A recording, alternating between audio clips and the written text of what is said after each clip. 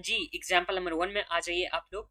तो example number 1 start करने से पहले क्या, इससे पहले आप लोग अगर रिवीजन नहीं किया हो फार्मूला का तो फार्मूला का रिवीजन करके लर्न करके आ जाओ। ओके, उसके बाद एग्जाम्पल नंबर 1 देखना।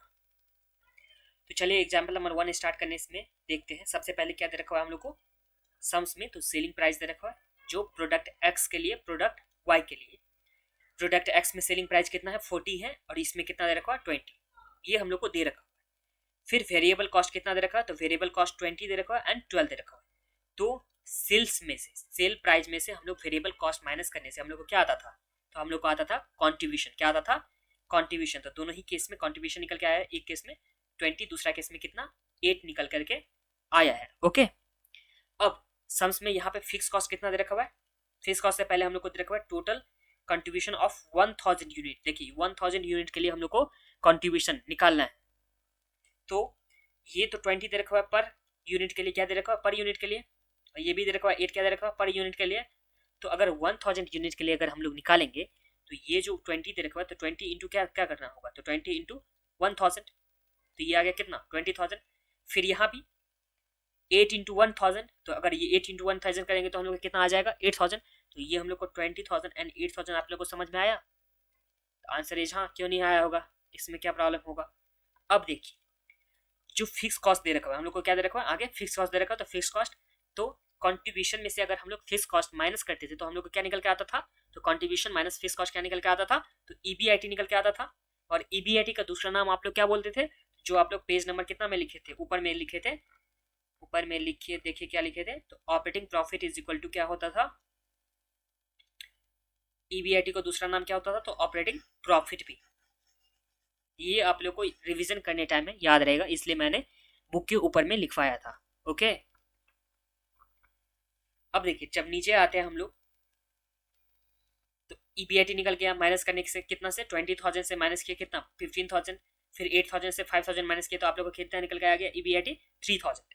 अब यहाँ ब्रेक इवन पॉइंट क्या चीज है, ब्रेक इवन पॉइंट। तो ब्रेक इवन पॉइंट निकालने के लिए फॉर्मूला क्या होता था, तो ब्रेक इवन पॉइंट अगर आप लोग निकालोगे क्या चीज यूनिट में, तो उसके लिए फॉर्मूला क्या होता था, कॉन्ट्रीब्यूशन, क्या था, सॉरी कॉन्ट्रीब्यूशन ही था, fix cost, fix cost by क्या होता था, तो fix cost by contribution per unit. ये होता था किसके लिए, तो नंबर ऑफ यूनिट में। अगर ब्रेक इवन पॉइंट क्या चीज में निकालोगे, वैल्यू में निकालते थे, उस टाइम में क्या होता था formula, fix cost by PV ratio, ये होता था ना।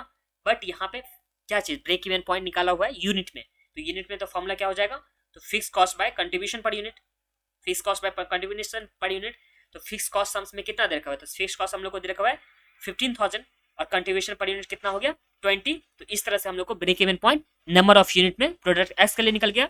उसी तरह से फीस कॉस्ट कितना दे रखा है 5,000 दे रखा हुआ है और कंट्रीब्यूशन पर यूनिट कितना दे रखा हुआ है 8 दे रखा हुआ है। तो इससे हम लोग को क्या निकल के आ गया contribution, sorry break even point product Y के लिए। तो यहाँ तक तो कुछ प्रॉब्लम नहीं है ना। देखिए सबसे पहले आप लोग को इनकम स्टेटमेंट बनाना है, इनकम स्टेटमेंट में क्या कहाँ से स्टार्ट करना है, तो सेल प्राइस से स्टार्ट करना है माइनस वेरिएबल कॉस्ट, तो ये आ जाता है कंट्रीब्यूशन, फिर कंट्रीब्यूशन माइनस फिक्स कॉस्ट, तो आप लोग को क्या निकल के आ जाता था ईबीआईटी।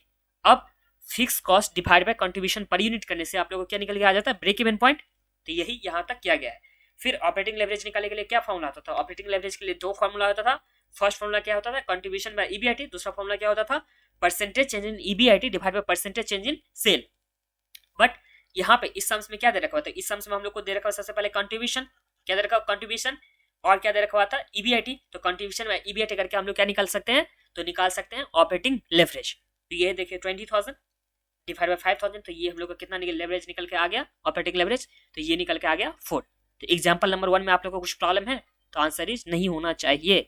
अगर होता है कुछ भी प्रॉब्लम तो आप लोग को कहाँ पूछना है, तो मोबाइल ऐप में आप लोग को पूछना है। और एक कॉपी मेंटेन करना है किसके लिए, तो फाइनेंशियल मैनेजमेंट के लिए, जहाँ पे सिर्फ आप और सिर्फ कॉन्सेप्ट ही लिखोगे, ये एग्जाम्पल नहीं लिखना है उस टाइम में। जो यहाँ लिखा हुआ है ना कॉपी में, कहाँ गया, ये रहा जो लिखा हुआ है, ये ना ये सब लिखा हुआ है ना, तो ये सब आप लोग को वहां देखना है। ओके, अब क्या बोला लेवरेज में और ब्रेक इवन पॉइंट में क्या रिलेशनशिप है, तो लेवरेज में अगर क्या बोला फर्म हैज हाई लेवरेज, अगर क्या होता है हाई लेवरेज होता है तो उस टाइम में हायर ब्रेक इवन पॉइंट होगा, क्या होगा हायर ब्रेक इवन पॉइंट। तो ये देखिए लेवरेज अगर हाई तो ब्रेक इवन पॉइंट भी क्या हो जाएगा, ब्रेक इवन पॉइंट भी हाई हो जाएगा। फिर क्या बोला, लेवरेज लो अगर होगा तो ब्रेक इवन पॉइंट भी क्या हो जाएगा, लो हो जाएगा। ओके, अगर हाई फिक्स कॉस्ट है, क्या चीज़ है, अगर हाई फिक्स कॉस्ट है तो हाई क्या होगा, डिग्री ऑफ ऑपरेटिंग लेवरेज। यहाँ फिक्स कॉस्ट अगर हाई है तो ऑपरेटिंग लेवरेज भी क्या होगा, हाई होगा। और यही अगर लो फिक्स कॉस्ट है तो यहाँ पे ऑपरेटिंग लेवरेज भी क्या होगा, लो होगा। यहाँ लिखिए लो, ये हो गया फिक्स कॉस्ट, फिक्स कॉस्ट अगर लो तो ऑपरेटिंग लेवरेज भी लो। ये 4 पॉइंट आप लोगों को समझ में आ गया। इसे जिस तरह से मैंने बुक पे लिखा है उसी तरह से आप लोग भी लिख लीजिए। टॉप में ये जो टॉप का दे रखा हुआ है ना, ये जो स्पेस दे रखा हुआ है, इस स्पेस में आप लोग पेन से लिखो, पेंसिल से लिखो, जैसे भी लिखना है लिख लो। तो आप लोग को ये पूरा थ्योरी तो पढ़ना नहीं होगा ना उस टाइम में, सिर्फ ऐसे देखोगे। क्या देखोगे कि लेवरेज में क्या है, अगर हाई है तो ब्रेक इवन पॉइंट भी क्या होगा, हाई होगा। इसी तरह से अगर लेवरेज क्या होगा, लो होगा, तो ब्रेक इवन पॉइंट की भी क्या होगा, लो होगा। या एक भी लिख लोगे क्या चीज़ कि लेवरेज अगर हाई है तो ब्रेक इवन पॉइंट लो होगा, और एक नहीं भी लिखोगे तो आप लोग अपोजिट तो कर ही सकते हो ना। फिर जिस तरह से दे रखा हुआ है फिक्स कॉस्ट क्या, अगर हाई तो ऑपरेटिंग लेवरेज हाई होगा। फिर फिक्स कॉस्ट क्या दे रखा हुआ है, लो, तो ऑपरेटिंग लेवरेज भी क्या हो जाएगा, यहाँ पे लो हो जाएगा।